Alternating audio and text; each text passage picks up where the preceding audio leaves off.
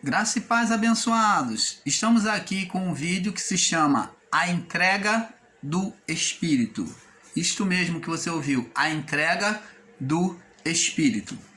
Abençoados, vamos aqui falar da entrega do Espírito de Jesus, de Estevão, onde eles fizeram a oração cantada por Davi em oração de confiança a Deus, né? Vamos lá. Primeiro vamos no livro de Mateus 27, no verso 50, diz assim: E Jesus, clamando outra vez, com grande voz, rendeu o seu espírito. Então, ele disse ao Pai: Pai, na tua mão entrego o meu espírito. Então, existem livros, né? Nos outros evangelhos você vai ver isso mais claro. Quando ele diz: Pai, na tua mão entrego o meu espírito. Aqui em Mateus disse de maneira já completa, né? Dizendo que ele rendeu o espírito. O que é render o espírito? É entregar o espírito. Vamos lá no livro de Salmos, onde Davi já falava sobre isso. A oração que Jesus fez na cruz. Salmo 31. Essa foi a oração que Jesus fez na cruz. Em cima do Salmo de Davi. Que foi cantado por Davi. Este Salmo. E lá no 31, no verso 5. Nas tuas mãos encomendar é entregar o meu espírito, tu me redimiste, Senhor Deus da verdade. Então, foi esta oração que Jesus e também Estevão, aquele grande homem de fé que pregou o evangelho com toda veemência, com toda fé, com toda intrepidez, na hora de ser apedrejado sobre uma falsa acusação contra ele, sabendo que a morte já lhe viria. Então ele fez a mesma oração que Jesus. Ele rendeu o espírito, ele falou: Pai, perdoa-lhe porque eles não sabem o que fazem. Ele fez a mesma oração que Jesus. E na tua mão entrego o meu espírito. Então Estevão também, assim como Jesus na cruz, Estevão pediu a Deus perdão por aqueles que apedrejavam eles injustamente, diante de uma acusação que não era verdadeira. E ele então entregou o seu espírito na mão do Pai quando via que a morte vinha lhe aproximando. Então ele entregou o espírito. Ele falou: Pai, na tua mão entrego o meu espírito. Foi a mesma oração que Jesus fez. Vemos que Jesus, na sua morte, Estevão, fazem a oração entregando o espírito, onde eles confessam que seu espírito pertencia ao Senhor, ao Criador. Mas vemos que o primeiro Adão, agora vamos ver acerca do primeiro Adão, porque estamos falando de Jesus, que é a figura do segundo Adão. Vemos que o primeiro Adão entregou o seu espírito à carne. Por que Jesus na cruz, ele usou a oração e disse: Pai, na tua mão entrego o meu espírito? Ele colocou a Deus como seu Pai, reconhecendo, e ele entregou o seu espírito. Ele, na hora da morte, ele entregou o seu espírito, não a carne. É isso que Jesus estava falando. Ele não rendeu a vontade da carne. Ele não entregou o seu espírito à vontade da carne. Mas ele entregou o seu espírito a quem? A Deus.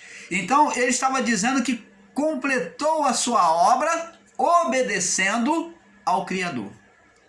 Adão já fez o contrário. Adão, ele, ao invés de obedecer a Deus, o primeiro Adão, ele obedeceu à carne. Ele entregou o seu espírito em obediência à carne, que gerou o quê? A morte espiritual.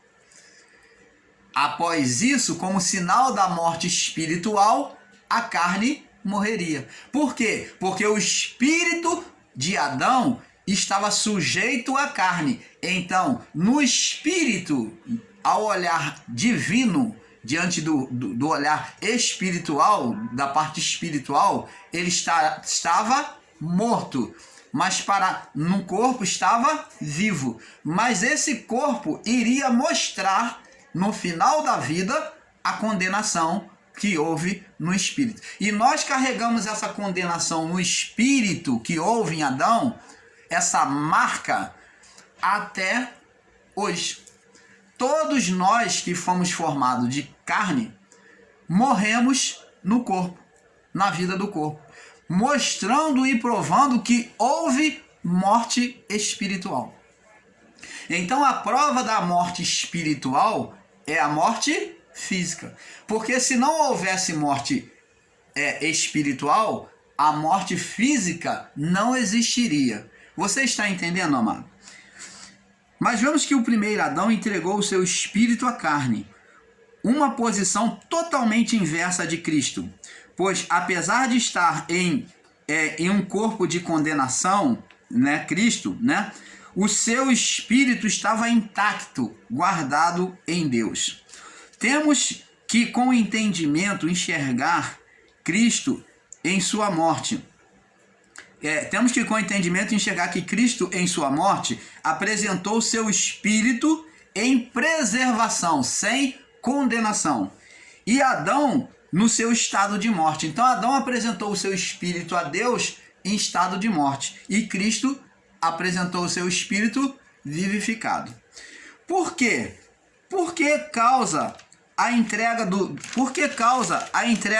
seu espírito à carne. Agora vamos conferir o que aconteceu com Adão, com o espírito humano de Adão. Vamos conferir e entender o que aconteceu com o espírito humano de Adão, que ele entregou à carne. Primeiro, na sujeição à carne, ele colocou o seu espírito sobre o governo da carne. Vamos lá em Gênesis 3:16. Gênesis 2, 16, 17. Gênesis 2, 16, 17. Diz aqui. E ordenou o Senhor Deus ao homem, dizendo: de toda a árvore do jardim comerás livremente, mas da árvore do conhecimento do bem e do mal, dela não comerás, porque no dia que dela comer, certamente morrerás. Então, haveria uma morte espiritual. Agora, vamos em Gênesis capítulo 3, aonde aconteceu essa morte. Capítulo 3, do 16 ao 19. Diz assim: E a mulher disse: multiplicarei grandemente a tua dor e a tua conceição, e com dor darás à luz a filhos, e o teu desejo será para o teu marido, e ele te dominará. E Adão disse: portanto, deste ouvido à voz da tua mulher, e comeste da árvore que te ordenei, dizendo: não comerás dela. Maldita é a terra por causa de ti, e com dor comerás dela todos os dias da tua vida. Espinhos e cardos também te produzirá, e comerá a erva do campo. Do suor do teu rosto comerá o teu pão, até que tornes a terra, porque dela foste formado, porquanto és pó, e em pó te tornarás. Você está vendo, amado? Agora observe Gênesis 3, do 7 ao 11. Vamos lá.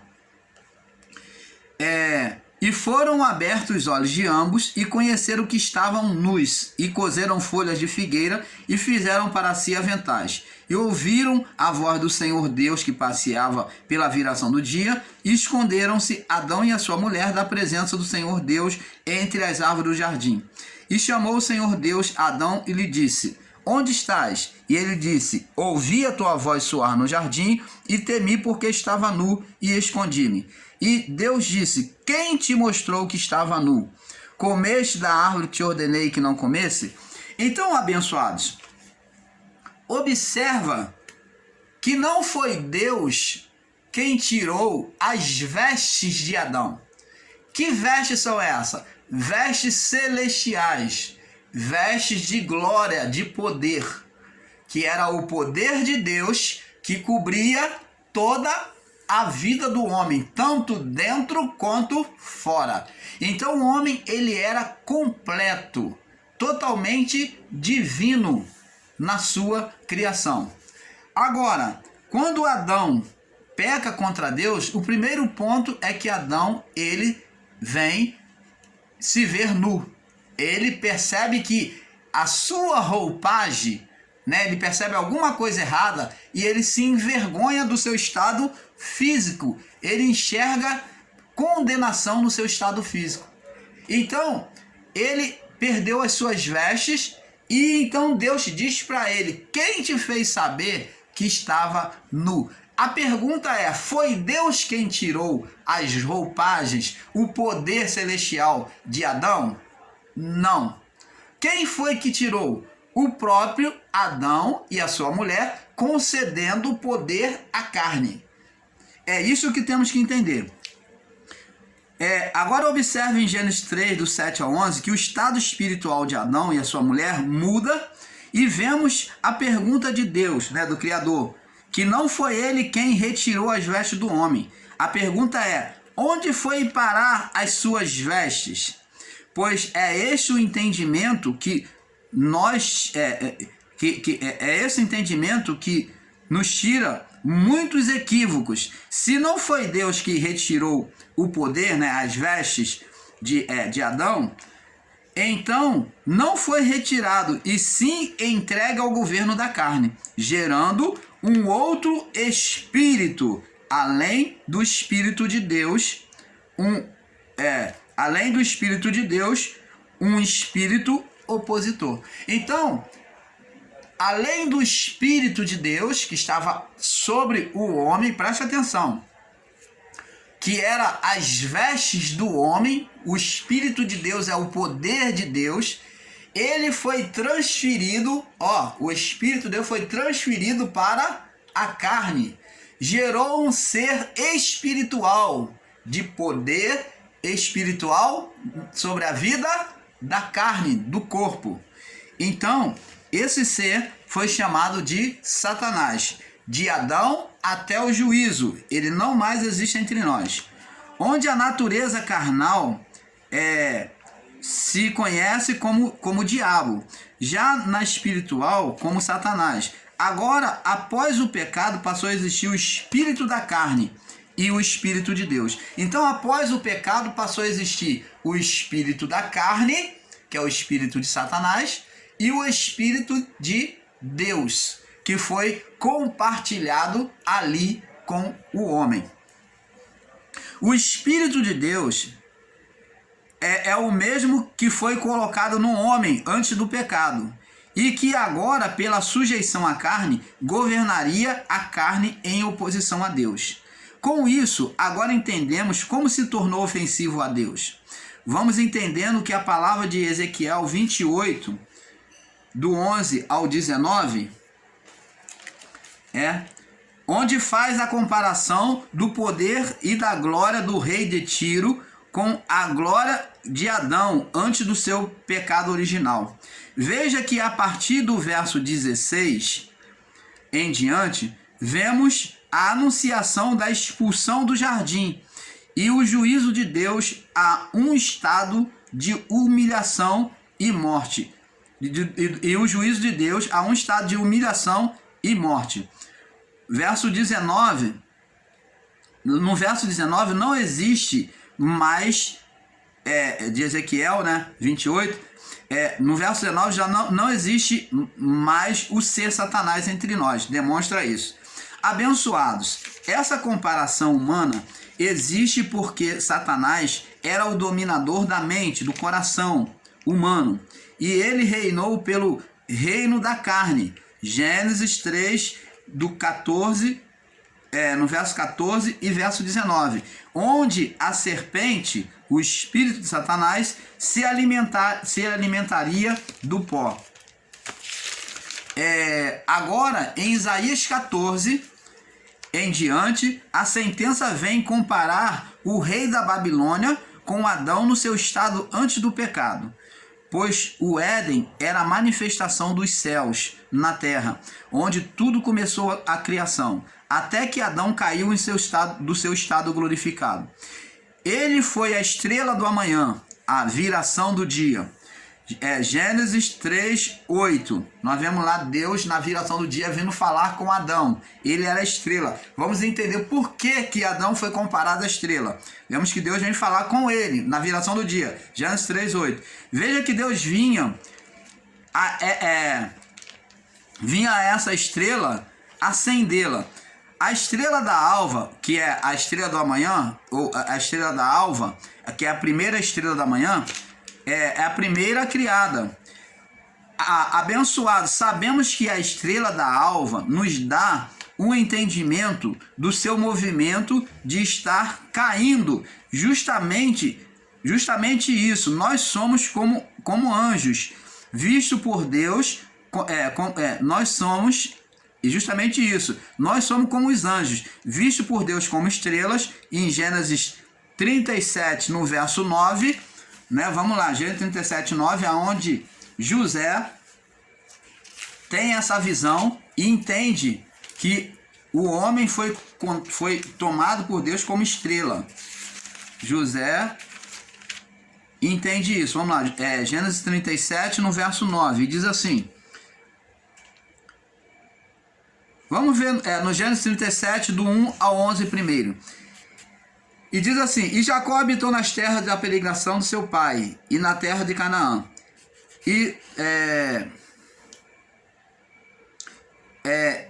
E são essas as gerações de Jacó, sendo José de 17 anos, apacentava as ovelhas de seu pai, com seus irmãos. Sendo ainda jovem, andava com os filhos de Bila e com os filhos de Zilpa, mulheres de seu pai.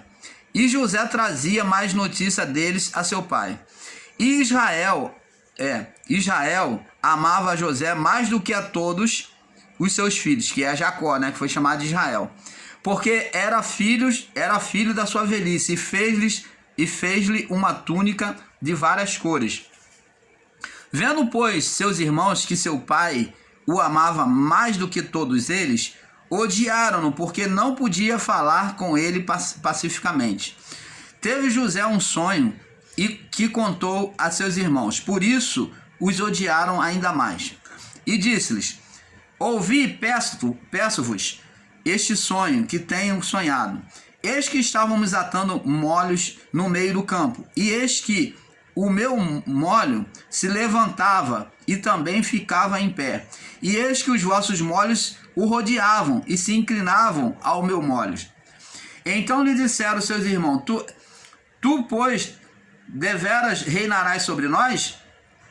Tu deveras terás domínio sobre nós? Por isso, ainda mais o odiavam por seus sonhos e por suas palavras. E teve José outro sonho, e eis que contou a seus irmãos e disse: Eis que tive ainda outro sonho, eis que o sol e a lua e 11 estrelas inclinavam a mim. E contando a seu pai e a seus irmãos, repreendeu seu pai e disse: Que sonho é este que tiveste? Porventura iremos eu, tua mãe e teus irmãos inclinar-nos perante ti em terra? E seus irmãos, pois, o invejavam, pois seu pai, porém, guardava este negócio no seu coração. Então observa, amado, que José já tinha tido uma revelação de Deus de que as estrelas tinham a representação do ser humano. E a lua e o sol tinha a representação do pai e da mãe.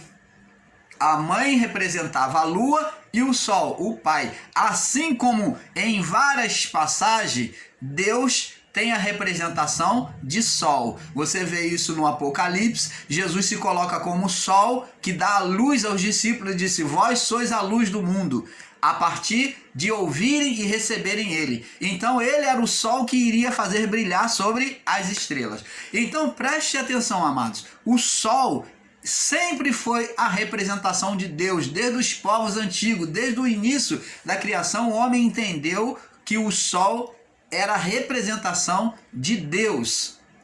E a lua era a representação da mãe. De quê?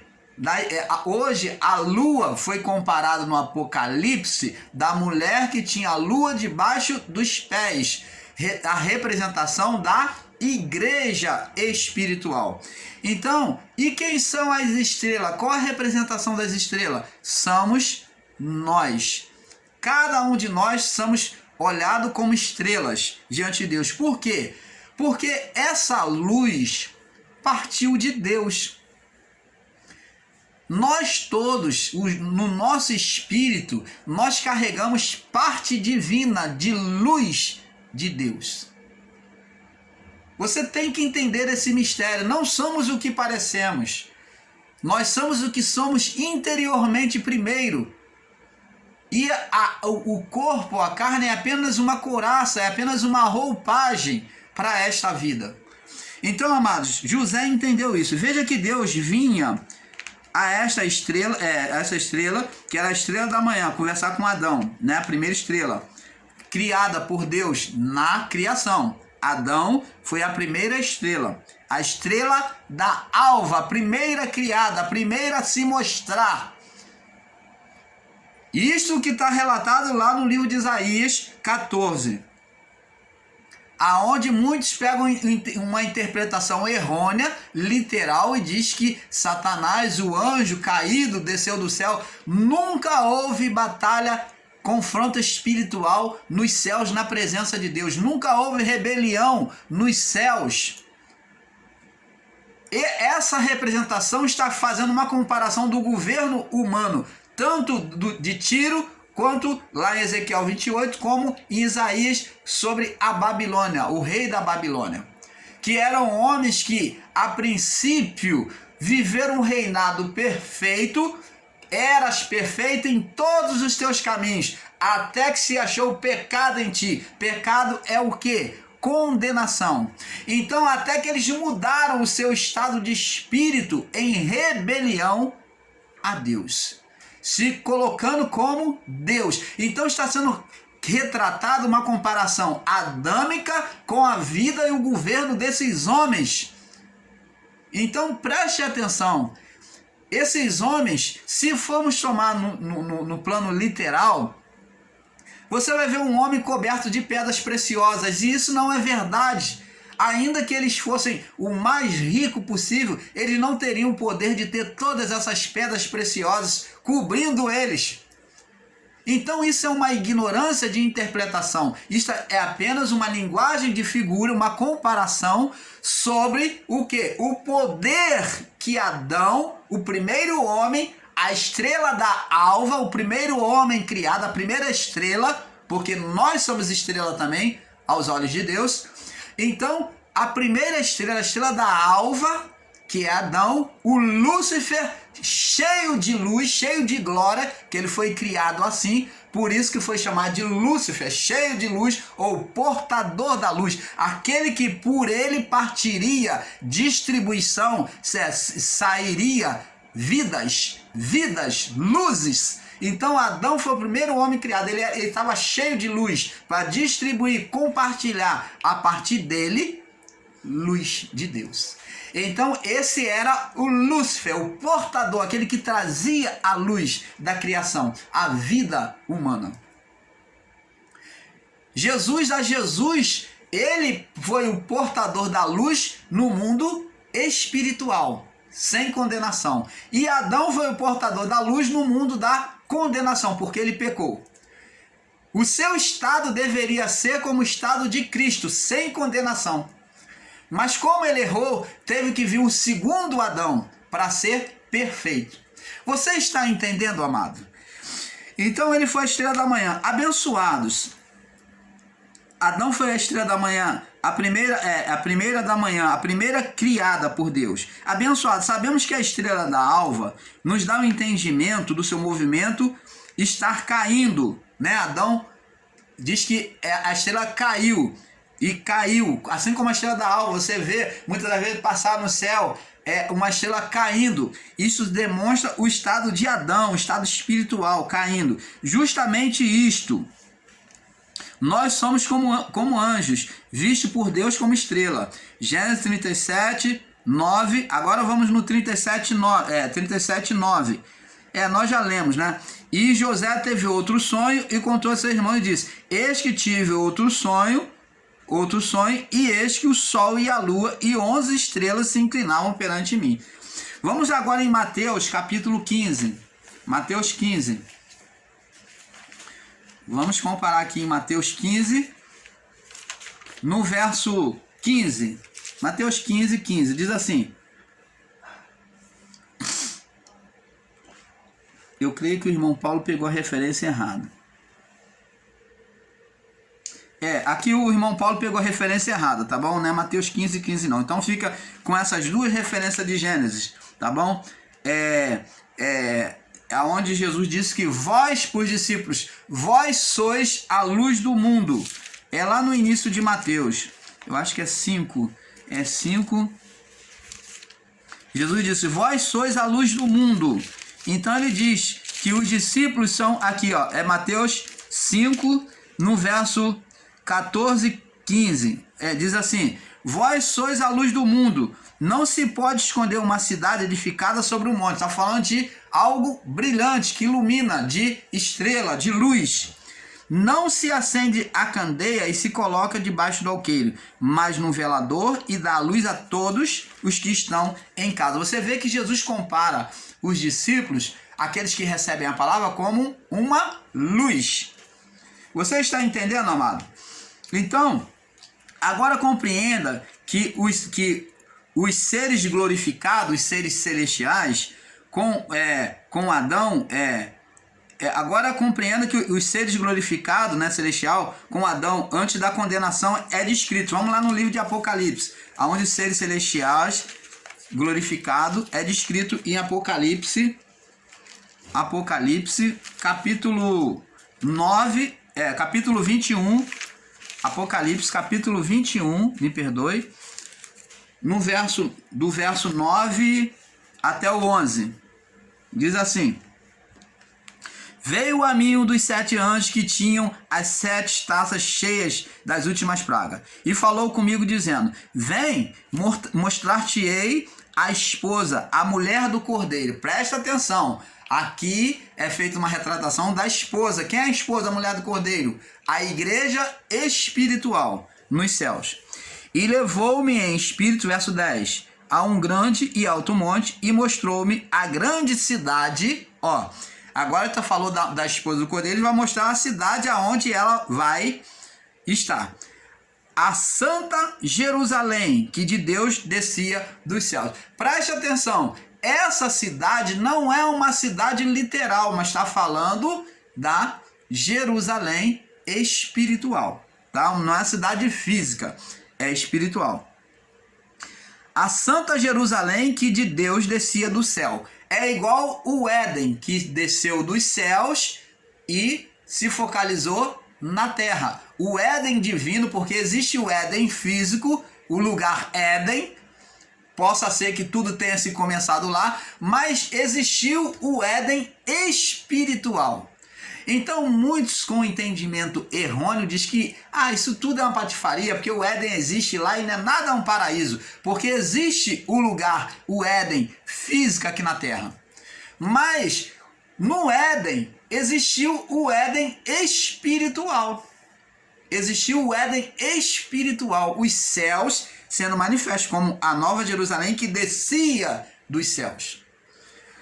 A manifestação dos céus. E levou-me em espírito a um grande e alto monte, e mostrou-me a grande cidade, a Santa Jerusalém, que descia dos céus. Então a manifestação dos céus na terra. E tinha a glória de Deus. Tinha a glória de Deus. Adão estava vestido com a glória de Deus. E a sua luz era semelhante a pedra preciosíssima, como a pedra de jaspe, como cristal que resplandece. E tinham, você está vendo que essa descrição é a mesma lá de Isaías 14? As pedras preciosas, você vai ver. E tinha um grande e alto muro. Nos céus não tem muro. Esse muro é uma representação. Nos céus, muro foi feito para divisão, para separação. Nos céus não tem separação, todos são iguais. O muro você bota de contenção, para limitar. Nos céus não tem essa limitação. Mas esse muro aqui está falando de pessoas. Olha, presta atenção, de ministérios. E tinha um grande e alto muro com 12 portas. Você vê que é 12 portas. Essas 12 portas. E nas portas, 12 anjos. E os nomes escritos sobre elas. São os nomes dos 12, Ó, nas 12 portas é o nome de quem? Dos 12 tribos de Israel. Então aqui está falando da reunião de dois povos. O povo israelita e o povo da igreja primitiva, dos apóstolos. O povo israelita que foram resgatados, foram salvos em obediência a Deus. E o povo que recebeu o evangelho pelo ministério de Cristo e dos apóstolos. Então, vê aqui. E tinha 12 portas. Nas 12 portas, 12 anjos, nomes escritos sobre elas. E quais são os nomes das 12 tribos de Israel, tá vendo? As 12 portas. Do lado do oriente tinha 3 portas. E do lado norte, 3 portas. Do lado sul, 3 portas. E do lado poente, 3 portas. Essas 3 portas são os 3 ministérios de Deus na criação. Essas 3 portas são as manifestações dos 3 ministérios de Deus na criação. A manifestação de Deus por meio dos anjos, do Pai, a manifestação do ministério do Filho, do Deus encarnado, e a manifestação do ministério do Espírito. E o muro tinha 12 fundamentos, e nele os nomes dos 12 apóstolos. Você vê, ó, 12 portas, e os fundamentos são quem? Agora o ministério de Cristo. O ministério do Espírito, dos 12 apóstolos. Você vê que não tem nada literal. E diz assim: e o que falava comigo tinha uma cana de ouro em medida de idade, e as suas portas, o seu muro. Então você vê que tudo isso, você vai ver aqui, que na construção, você vai ver aqui no verso 19, o muro e a cidade estavam cobertos, estavam adornados com toda a pedra preciosa. O primeiro fundamento era jaspe, o segundo zafira, o terceiro calcedônia, e o quarto esmeralda, o quinto sardônica, o sexto sárdio, os sétimos. Então você vai vendo que essas pedras preciosas são representação da manifestação do poder e da glória de Deus. Não quer dizer que esses homens, o rei de Tiro, o rei da Babilônia, estava coberto disso, mas fala de manifestação de poder, de glória humana. Observe que em Apocalipse 21, 9 ao 27, fala da noiva, da igreja, da cidade onde um muro, veja que contradição, uma cidade com um muro. Muro é feito para delimitação e separação de algo humano. Aqui, este muro são pessoas espirituais, com a mesma glória que Adão, de Apocalipse 21, do 12 ao 21. Veja que faz representação aos 12 apóstolos e ao povo israelita. Veja que o templo é Deus, o templo é Deus. Agora vamos observar no verso 23 e 24. Vamos lá, de Apocalipse. Diz assim: a cidade não necessita de sol e nem lua para que nela resplandeçam, porque a glória de Deus tem iluminado e o Cordeiro é a sua lâmpada, e as nações dos salvos andarão na sua luz, e os reis da terra trarão para ela a sua glória e honra. Veja que a representação dos santos, representação de luz nos santos. O que temos que entender é que Isaías 14, do 4 ao 22, Deus toma por exemplo a Babilônia para descrever de forma profética os acontecimentos da depravação de Israel e da sua religião ensinada. Veja que no verso 12 mostra que o espírito de Adão, que é de Satanás, seria derrubado. Seria derrubado. Ai, meu